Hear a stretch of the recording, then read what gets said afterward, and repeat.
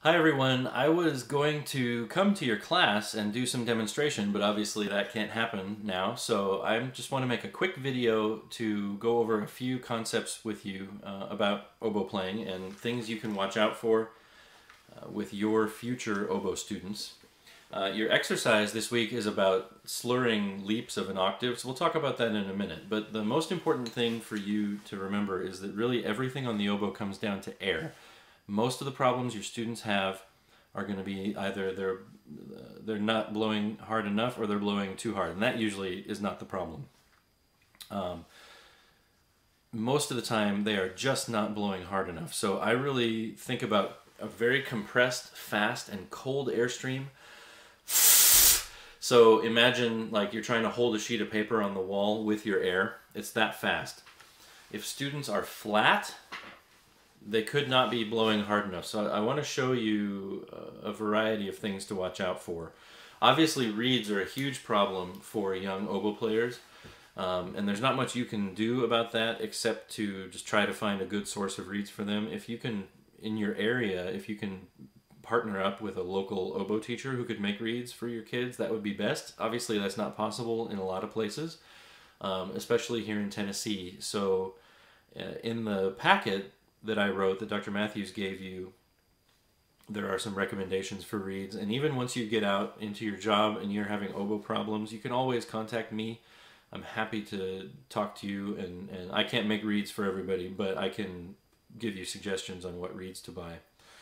Your students are going to use their reeds too long and wear them out, and then they're going to be so closed that they can barely move any air through them. And you may be experiencing this yourself as you practice and you get towards the end of your unit on the oboe and suddenly nothing works anymore. So it's important that they soak their reeds in water, room temperature water, a brand new reed, 30 seconds only. As the reed gets older, you can start leaving it in the water longer and longer until a really old reed can... I've been soaking this reed for an hour while I've been teaching. That's a sign, though, that you need to buy a new reed. If the reed is really closed, they don't have to have a correct embouchure, and then they lose all their muscle strength. And then when they get a new reed, it's too hard, and they can't play.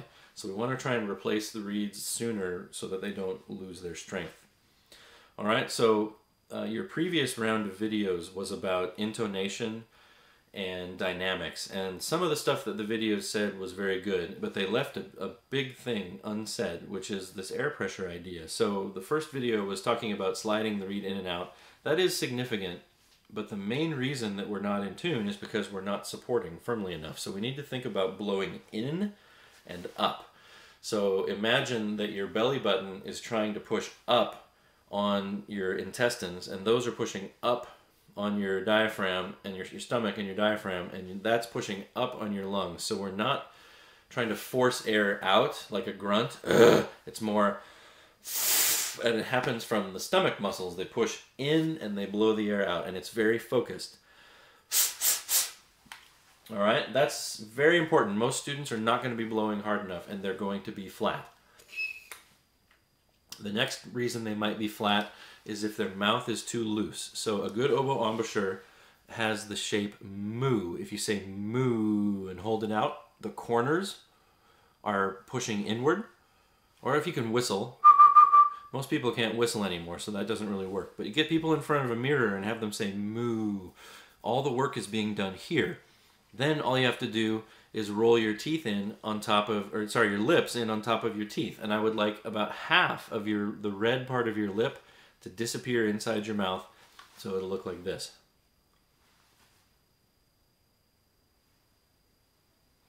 Okay, without the reed. You'll see how my chin is flattened out. That comes from corners in, and I'm kind of pushing. This here feels like it's fanning out and going under my jaw. Okay.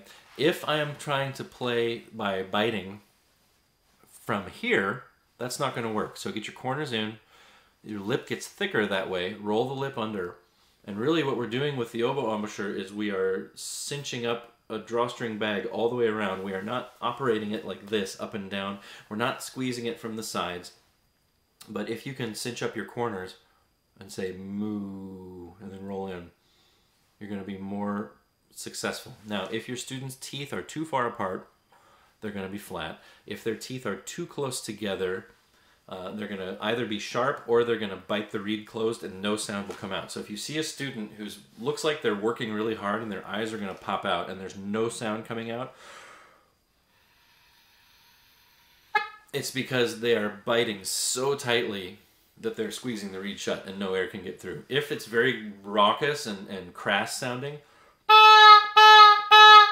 their teeth are too far apart, their embouchure is too loose. Okay, so if we get it cinched up correctly, you're going to rest the reed on your bottom lip and then carry it inside the mouth with you.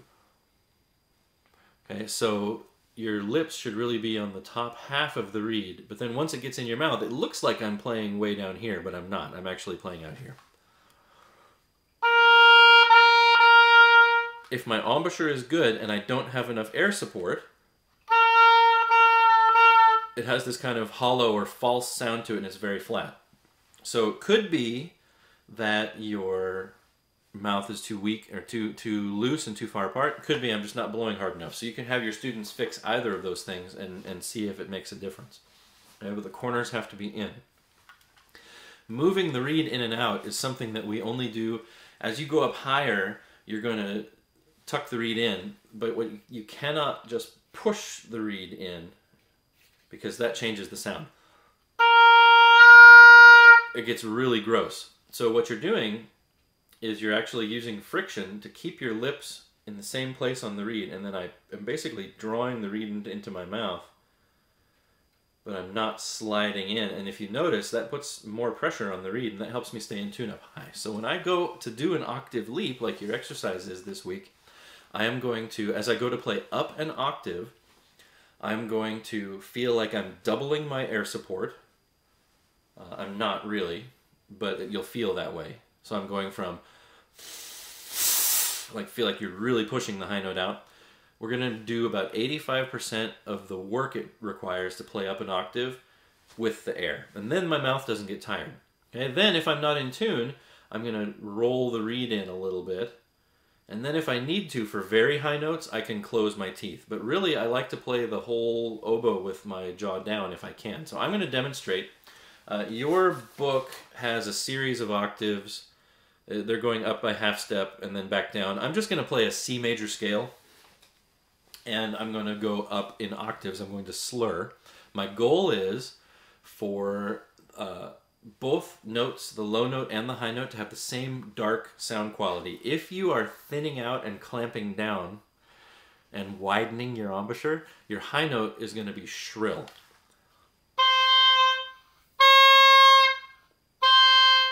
If I bite, it changes the color. So I'm going to stay open, corners in. I like to think that I could fit my thumb either this way or sideways between my teeth when I play low notes, and then as I go higher, I will tuck the reed in. So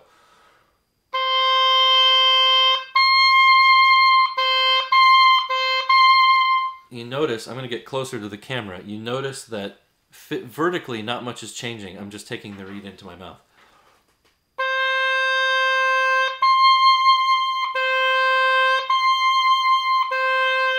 And then when I come back down, I'm kicking the reed back out. I'm not sliding. Sliding sounds like this. Can't control it. Okay, so I'm going to play C major scale in octaves. I want you to focus on what's going on here, and I want you to understand that I'm pushing firmly the whole time with my stomach, pushing in and up. And I feel like I'm pushing twice as hard for the high note, even though that's not physically what's actually happening, but there's that sensation. If I work on that, doubling my air for the high note, it's going to get me most of the way in tune, except for the very, very highest notes. I feel like I play all the way to F at the top of the staff before I have to make any change to my embouchure at all. I do it all with air. Then as I go F, G, A, I start to tuck in. High B flat above the staff is a flat note, and I will have to close my teeth for that. B natural and C, I shouldn't have to do much. It's mainly pushing and then rolling in. So here I go.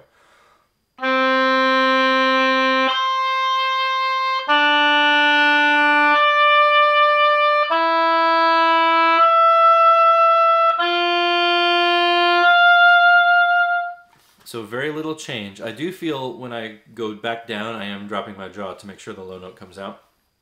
Now I'll continue. So there, hopefully you saw me tuck the reed in for the high note.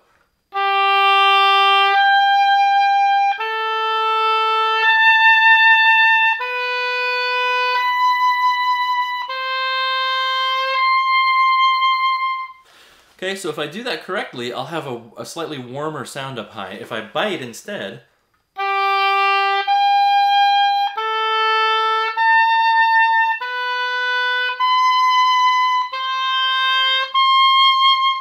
you can hear it goes sharp, first of all, and it gets really thin and unpleasant sounding. So I want to encourage you to have your students get their embouchure narrow.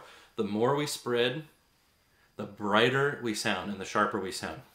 Okay. However, when I go to the middle like this, I will have to drop my jaw, and that has the potential to make me flat. So your students will have to be pushing with proper air support so that they can be in tune. All right. I recommend that you practice.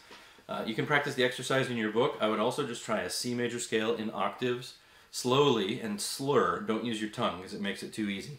And focus on the changes that you're having to make to be successful, so that you can have sympathy and empathy for your poor sixth graders who are going to be starting oboe for the first time. I am always available to help you with oboe playing and oboe teaching. No matter where you are, you can always contact me. This year, next year, when you have your job, I'm available to help. So please feel free to contact me at any time. All right, good luck. May the oboe be with you.